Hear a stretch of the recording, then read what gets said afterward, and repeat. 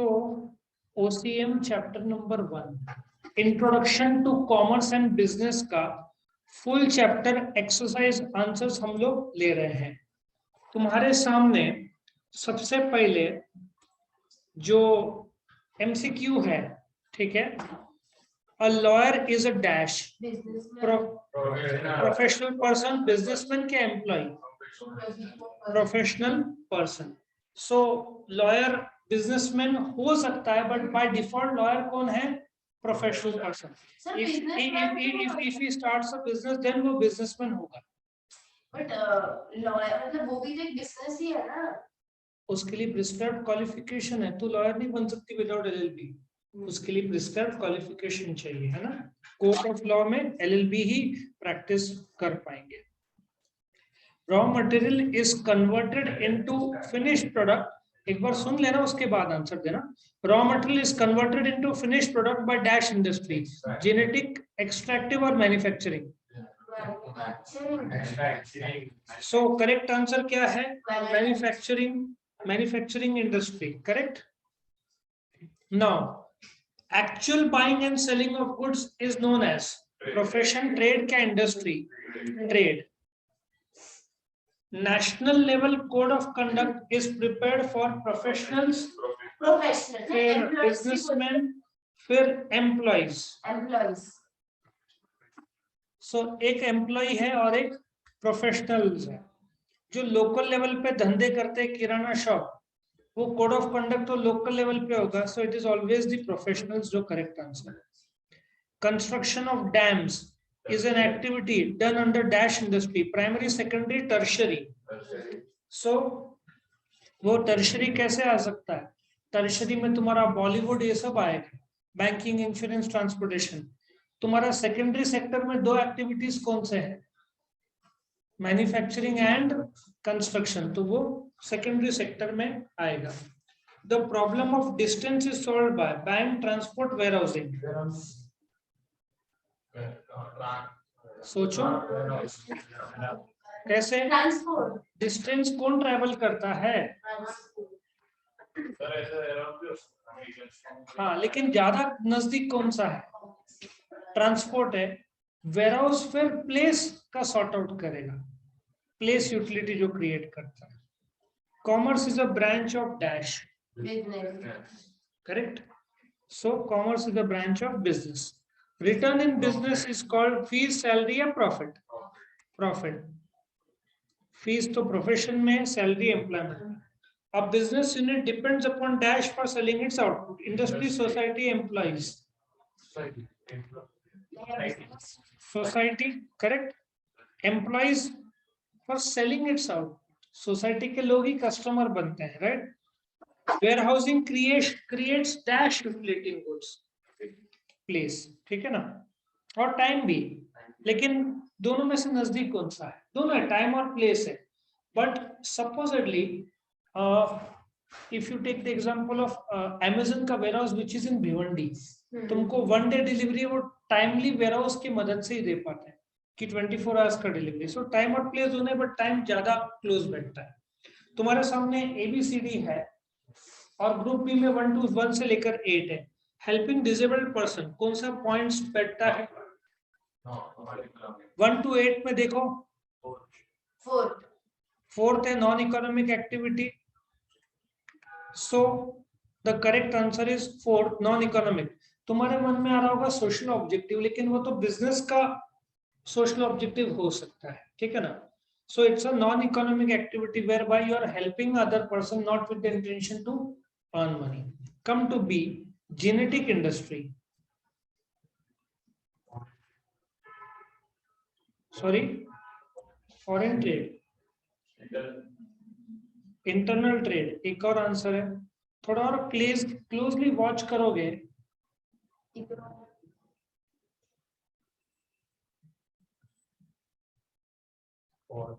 Sericulture, mining कहाँ से होगा? जेनेटिक माइनिंग होता नहीं है। माइनिंग इज तुम्हारा एक्सट्रैक्टिव इंडस्ट्री में आएगा, क्योंकि जमीन के नीचे से तो एक्सट्रैक्ट कर रहा है।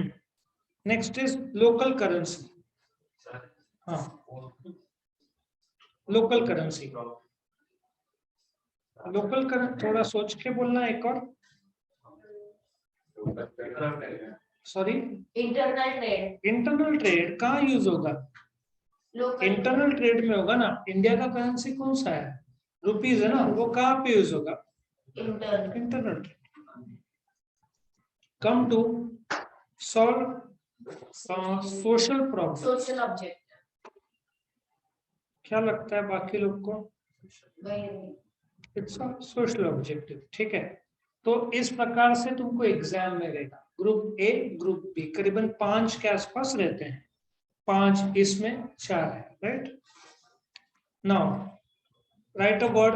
अभी पहले क्या होता था, they used to give only 4 के आसपास, फिर in the blank match the pair. अभी तुम्हारे 10 में से कोई भी 4 आते, हम 10 की ओर बढ़ रहे हैं, तीसरा है। A regular activity concerned with production and distribution of goods and service for profits.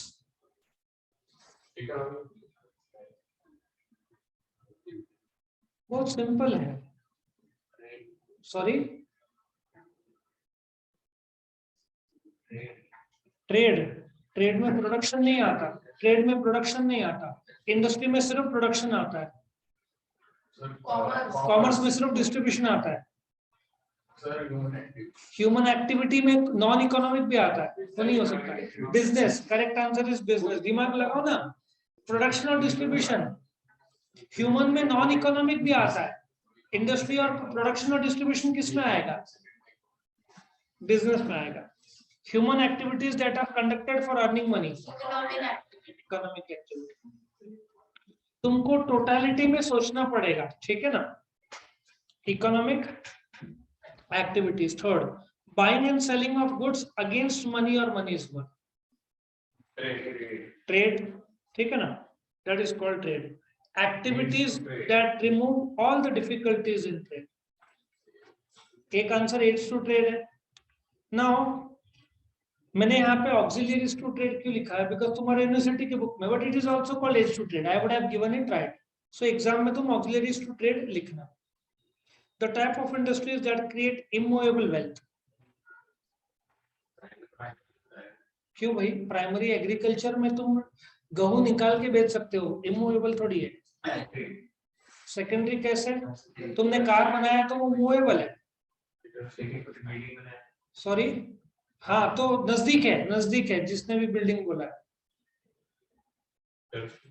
Tertiary में सर्विस इंडस्ट्री, बॉलीवुड, हम लोग टर्शरी में आते हैं, हम मूवेबल है भाई।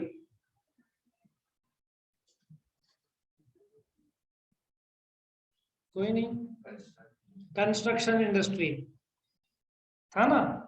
सेकेंडरी में कंस्ट्रक्शन आता है, सेकेंडरी बोला होता तो probably I would have given it right, लेकिन सबसे क्लोजेस्ट इमूवेबल वेल्थ तो कंस्ट्रक्शन इंडस्ट्री, क्योंकि सेकेंडरी में मैन्युफैक्चरिंग भी आता है, मैन्युफैक्चरिंग में मूवेबल चीजें रहते हैं। So precise answer is construction, near answer is secondary industry. Logic समझ में आ रहा है कैसे एग्जाम में तुमको नियर से प्रिसाइज में जाना है? समटाइम्स नियर भी होगा, समटाइम्स प्रिसाइज भी। Name the business activity which is concerned with production of goods and services. इधर प्रिसाइज लगेगा, वेरी गुड। इंडस्ट्री। नेक्स्ट तो तुमको आना चाहिए। Name the business activity which is concerned with distribution of goods and services. Commerce, correct. Now the activities which provide mobility to men and material, common sense है इसमें, knowledge से ज्यादा common sense भी apply होता है। Transport बोलो, transportation बोलो, दोनों चले। And aid to trade which creates time utility. Warehousing, warehousing 12th में उसका बाकायदा 2-3 क्वेश्चन है। बॉन्डेड वेयरहाउस और ये सब, cold storage warehouses, types of warehouse है ना, फंक्शंस ऑफ वेयरहाउस, वो 12th में बहुत इंपॉर्टेंट है ये 12th के लिए। An occupation by which a person agrees to provide export service for a fees। Connect हो रहा है? ये बाल भारती के बुक से बाकायदा हम ले रहे हैं, मतलब तुम्हारा हमने चैप्टर ही नहीं लिया, चैप्टर के एंड के ऑब्जेक्टिव्स भी हमने कंट्रोल में लिया है पूरा। वैसे हो गया था चैप्टर, लेकिन मुझे पसंद है कि पूरा का पूरा चैप्टर को कब्जे में लेना। ठीक है, वन वर्ड या ट्रू और फॉल्स, ये तो बहुत सिंपल है। Business is an economic activity, बोलो। सो पहला आंसर क्या है? True. Every profession is practice for earning money. सोचो। False. Majority profession is earn practice. Actually dual answer है, कुछ लोग चैरिटी के लिए करते हैं तो ऐसा एग्जाम में नहीं पूछना चाहिए। Primary industries are concerned with nature, natural resources है ना भाई। ट्रेड इंक्लूड्स कॉमर्स, तो फॉल्स। वैसे भी सर पहले 3 ट्रू आया तो चौथा फॉल्स ही चाहिए ना sir. Warehousing removes difficulty of time. Trade includes buying and selling of goods and services. और कोई बोलना चाहेगा तो ट्राई करेगी। तेरा प्रॉफिट का वैसे नहीं हुआ है।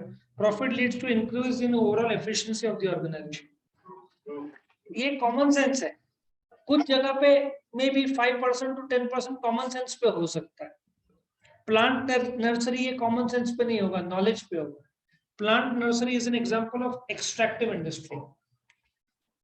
तुम जमीन से कुछ निकाल रहे हो, एक्सट्रैक्टिव में जमीन से निकालना होगा, ठीक है ना। Industry creates form utility, form create. लकड़ा क्या होता है? Carpenter what does he do? Furniture बनाता है। Next, retailer is the link between manufacturer and wholesalers.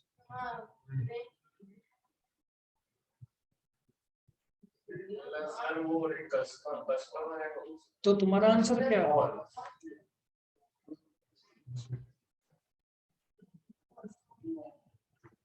Manufacturer, wholesaler, फिर retailer. Retailer is a link between wholesaler and customer, ठीक है ना। ये भी बहुत इंटरेस्टिंग। ये पहले पिछले जो सिलेबसेस थे 11th के, ये कभी नहीं था। ये फर्स्ट टाइम महाराष्ट्र बोर्ड ने क्रिएटिव बनाया और बहुत इंटरेस्टिंग है। देखो, agricultural industry, extractive industry, genetic industry, manufacturing, odd one कौन है इसमें? कैसे पता चलता है? प्राइमरी इंडस्ट्री में आते हैं, मैन्युफैक्चरिंग सेकेंडरी में आते हैं। सो तुम एग्जाम में ऐसे जैसे मैंने लिखा हुआ है वैसे तुम एग्जाम में लिखोगे। The odd one is manufacturing industry. Clear सबको? Import trade, export trade, wholesale trade, enterprise trade. इसमें मैंने बाल भारती का ही रखा हुआ है। मेरा खुद का जो 100 MCQs है ना, उसमें हमारा खुद का और सब में बहुत सारा चीज मिक्सअप करके होगा। The odd one is wholesale trade. Next, banking, insurance, transport और मैन्युफैक्चरिंग। क्यों? क्योंकि पहले 3 एड्स टू ट्रेड है, तो मैन्युफैक्चरिंग आएगा। टी, मिल्क, कॉफी और मशीनरी। टी, मिल्क और कॉफी कंज्यूमर गुड्स है, मशीनरी कैपिटल गुड्स है। सो कैपिटल गुड जिससे वस्तु बनाते हैं, टी, मिल्क, कॉफी हम लोग रेगुलर कंज्यूम करते हैं, करेक्ट। चलो नेक्स्ट में आते हैं। Complete the sentence. ये this is more like a fill in the blank without option. जो पहला था वो MCQ था, ये fill in the blank. Economic activities are those which are conducted to earn money बोल सकते हैं, करेक्ट। अर्न का ई छोटा रखना, कैपिटल ई, ठीक है ना। You have to be very clear. Industry word रहा तो चलता है, अर्न का ई छोटा। Dash includes marketing of goods and services. Commerce marketing करता है, इंडस्ट्री प्रोड्यूस करता है, correct. Business is an economic. देखो तुमको लगभग अभी सारा रिदम में आ गया, सारा जम रहा है। The basic purpose of dash is to earn profit. Profession का सर्विस आएगा और प्रोफेशनल फी आएगा। ना प्रोफेशनल का बेसिक इज पेशेंट से तुम फीस कलेक्ट करते हो ना, तो वहां पे प्रोफेशनल फी प्रॉफिट नहीं है। प्रोफेशनल चार्ज सैलरी तो एम्प्लॉयमेंट में आएगा, प्रोफेशनल फीस बोल सकते हैं। Dash is a person who offers the work, sorry, employer, or the person who takes the job is called as employee। और ये दोनों किस में होता है? एम्प्लॉयमेंट में, ठीक है। Dash is considered as a reward for assuming several business risk. तुम जब बिजनेस में रिस्क लेते हो, what do you get? Profit. तभी तो प्रॉफिट आएगा ना। बिजनेस विदाउट रिस्क कौन सा? सब बिजनेस पे रिस्क है। Industry creates dash utility. कौन सा? Form utility. In dash trade goods are purchase and sold in bulk, wholesale, और स्मॉल क्वांटिटीज रहेगा तो रिटेल। जो आदमी होलसेल ट्रेड करता है वो होलसेलर, वैसे भी आएगा। Dash is the link between wholesaler and customer, ठीक है। क्या रहेगा? रिटेलर। फर्स्ट वर्ड है तो कैपिटल रख सकते हैं, ठीक है। और इधर भी होलसेल को भी कैपिटल रखा तो कोई मार्क्स नहीं कटता उसमें ना। नेक्स्ट, अगेन ये भी ऑप्शन, मतलब इट्स लाइक इसके आंसर्स इसमें है, ठीक है। Now trade between different countries, foreign trade. So पहला आंसर क्या है? Foreign trade. Purchase of goods and service from another country, import. Export. Selling of goods and services to foreign customer. ये सबसे आखिरी, सबसे इजी। मेरा एक स्टूडेंट था, वो लास्ट में हमेशा बोलता था सर मैं आंसर दूंगा। क्यों? तीनों में छोड़ दो, जो बचा हुआ है वही आंसर देगा, बराबर ना। एक स्टूडेंट था, हमेशा लास्ट आंसर देता था। बोलो कौन सा बचा हुआ है? Link between producer and retailer, wholesaler. Answer in one sentence. ये तुमसे एक्सपेक्टेड है कि नॉलेज, और एक मार्क का है तो 2 लाइन लिखने का और एक एग्जांपल डाल सकते हो। What is economic activity? Any activity performed to earn money is called economic activity. Example, business, profession, employment. 2 line, ज्यादा भी नहीं, क्योंकि सी मार्क्स के हिसाब से 1 मार्क का रहेगा तो 10 लाइन लिख के कोई फायदा नहीं। Keep it short, 2 line, 3 line ज्यादा से। What is non economic activity? ये खुद के वर्ड्स में चलेगा, you don't have to, definition नहीं है। तुम खुद के वर्ड्स क्या बोलेगा? Any activity performed not with the intention to earn money is called as non-economic. शब्द 19-20 हुआ कोई प्रॉब्लम नहीं, मीनिंग बदलना नहीं चाहिए, ठीक है ना। या those activities which are performed not with the intention to earn money are called non-economic, ठीक है। What do you mean by wholesale trade? Activity that goods are purchased bulk From the manufacturer and sold to the retailer, ठीक है ना। The person carrying out the wholesale trade is called as a wholesaler. What is the meaning of retail trade? Retail trade is an activity where the retailer buys from the wholesaler and sells in small quantities to the ultimate customer. और भी जोड़ना है तो is a connecting link between the wholesaler and the customer. लेकिन एक mark के लिए ज्यादा स्ट्रेच नहीं करना, 2 से 3 लाइन, नॉट 3 मैक्स होना चाहिए। What do you mean by import trade? purchase of goods and services From another country, और जरूर से क्या ऐड करोगे? Example, buying from Kuwait to India the crude oil. Kuwait क्यों मैंने लिया? बिकॉज इंडिया का नंबर 1 इंपोर्ट क्रूड ऑयल का is from Kuwait. What is the meaning of export trade? Selling of goods from one country to another is called export trade. Actually इसमें एक और है, India जो बेचता है होम कंट्री, दूसरा country host country. Example, selling of goods from India to United Arab Emirates, या India to Australia बोल दो, ठीक है ना। What is entrepot trade? Buying from one country and selling to another country is called entrepot trade. What is meant by auxiliaries to trade? All those activities which help in the smooth functioning of trade is called auxiliaries to trade. लेकिन उसके पहले auxiliaries to trade is also called as aids to trade भी बोल सकते हो। What is trade?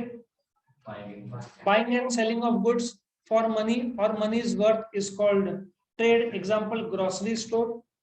What do you mean by commerce? Commerce is that part of business which is concerned with the distribution of goods to the ultimate customer. What is primary industry?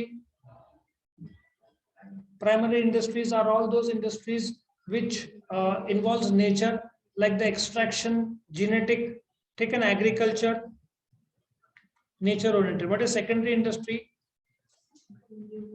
all those industries which are concerned with the manufacturing and construction activities are called as secondary industry. What do you mean by genetic industry? Which is concerned with the reproduction of plants and animals, example poultry. Abhi, it's like they have given the wrong word, you have to correct the answer. समझ में आ रहा है? Variety है ये, but common sense है. 10 varieties है जो, sorry, business is dash activity. इन्होंने गलत आंसर दिया, have to correct it. In place of the wrong answer, you have to give correct answer. क्या रहेगा? पहला आंसर ट्राई कर, economic activity. Correct? Barter exchange is an exchange with money. इसमें sir underline करनी है। Underline word is the wrong word. Which they have आपको to. हमें guess करना चाहिए। You have to correct them. उसको replace कर दो by the correct word. Barter exchange is an exchange with money.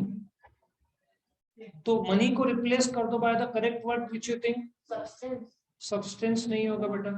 Goods. Goods बोल सकते. Profession can be transferred to another person, to other person. Simple सा word है, cannot कर दो, ठीक है ना, तो तुम्हारा हो जाता है. So profession cannot be transferred to another person लिख देना. Capital is required for employment. Employment को हटा के क्या करोगे? Business. ठीक है. Industry creates place utility. Warehouse. ठीक है. Transport creates place utility बोल सकते हो. Warehouse creates time utility primarily. Warehouse भी पूरे तरीके से गलत नहीं है, लेकिन closest मैंने बोला था ना, the answer which comes close. कल जब MCQ लेंगे तुमको चारों आंसर नजदीक दिखेंगे, but फिर I'll guide you. ये सब बेटा 11th के ही नहीं है, 12th के भी ऐसा पैटर्न है पेपर का. मैंने कल आपने जो सेट किया है वो ऐसे ही है ना, कल पूरा इसके हिसाब से है. हम इसको बाईपास नहीं करेंगे, इसके डायमेंशन में ही रहेंगे, ठीक है ना. यही डायमेंशन में तुम्हारा एग्जाम रहेगा, ठीक है ना. Commerce represent supply side of market. Supply side, commerce represents demand side of market. Industry represents supply side. Supply कौन करता है? इंडस्ट्री. डिमांड कौन करता है? कस्टमर. कस्टमर को कौन सप्लाई करता है? Commerce. The basic purpose of business is to provide service and profit. हाँ, नाउ ये जो क्वेश्चन है, क्वेश्चन 1 के जो ऑब्जेक्टिव्स आते हैं, उसके अलावा इसको केस लॉज या केसलेट्स बोलते हैं. अब तक जो लिया वो सारा 1 मार्क का था, ये होगा 2 मार्क के लिए. वो लोग एक केस देंगे, उसमें कॉम्प्रिहेंशन होता है ना तुम्हारा इंग्लिश में, but it will be very small comprehension type, but this is based on knowledge. Jaisuk oil mills produce refined oil. The entire production is purchased by Rupesh Oil Depot, who in turn sells it to various retailers. Mrs. Prachi purchased 2 kg oil from Balaji Groceries. Identify wholesaler, retailer and consumer.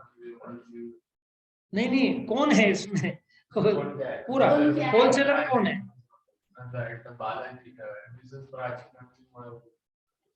अभी ए से शुरू कर. तुम देखो wholesaler को.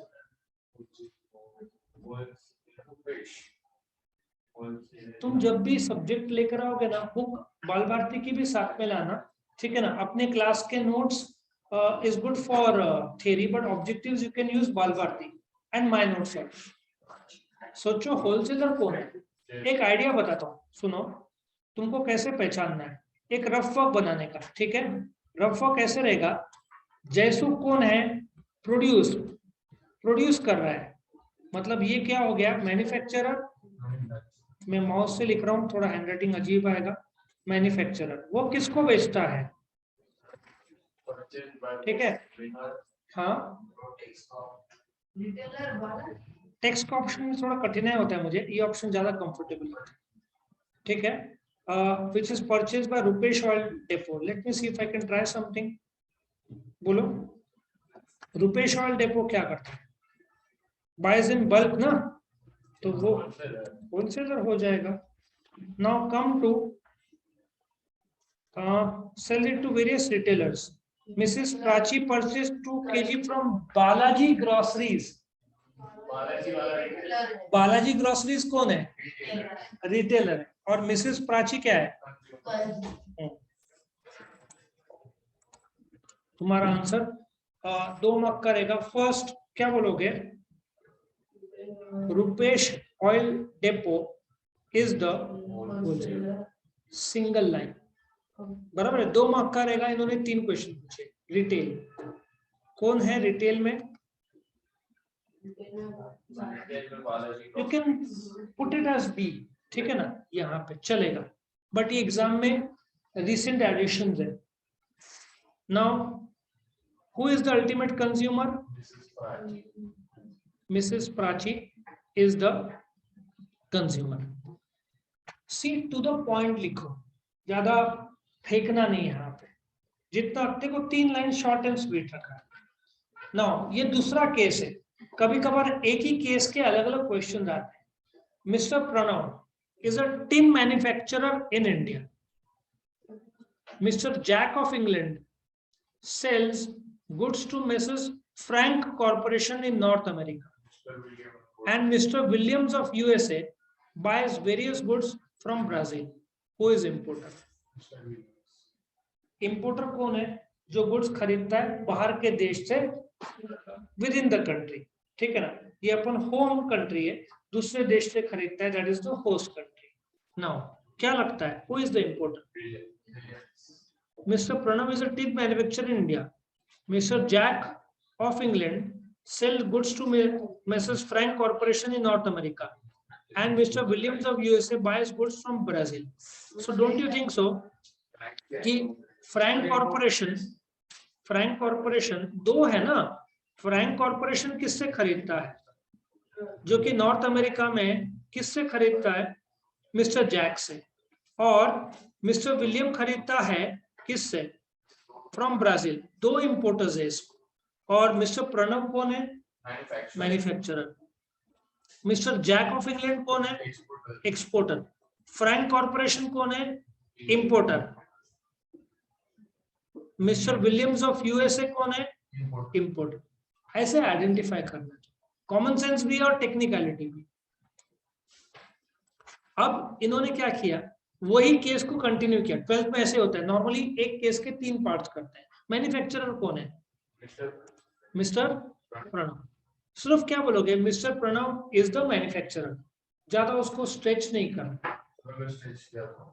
सी बाकी exam में time नहीं मिलता है, नहीं अगर ये तो wrong हो गई। रॉन्ग नहीं देंगे, बट ऑलवेज यूज एनर्जी जहां पे जरूरत हो। बड़े क्वेश्चन में वो एनर्जी डाल, जहां पे 1 मार्क का। Always see to get good marks you need to know marks कितना है, अकॉर्डिंगली आंसर लिखना है, ठीक है। इफ तेरे पास टाइम है तो इसमें स्ट्रेच क्या करेगा? Mister Pranav is the manufacturer in India, इससे जा रहा है, ठीक है। Who is exporter? ये Jack. Mister Jack Sparrow. Jack of England is the, कितने क्वेश्चन किए तो कितने चाहती बोल बेटा। और कितने मार्क का है? हो गया खत्म। सो ये तुम्हारा पूरे के पूरे बाल भारती के फुल चैप्टर एक्सरसाइज आंसर्स थे। होप तुमको ये मजा आया। Justify attempt answer. वो बड़े क्वेश्चंस हैं, उसके अलग से जो वीडियोस बनाए ना कि बिजनेस की फीचर्स क्या है, वो अलग क्वेश्चंस है, ये ऑब्जेक्टिव्स है। Okay, let me explain you everything now.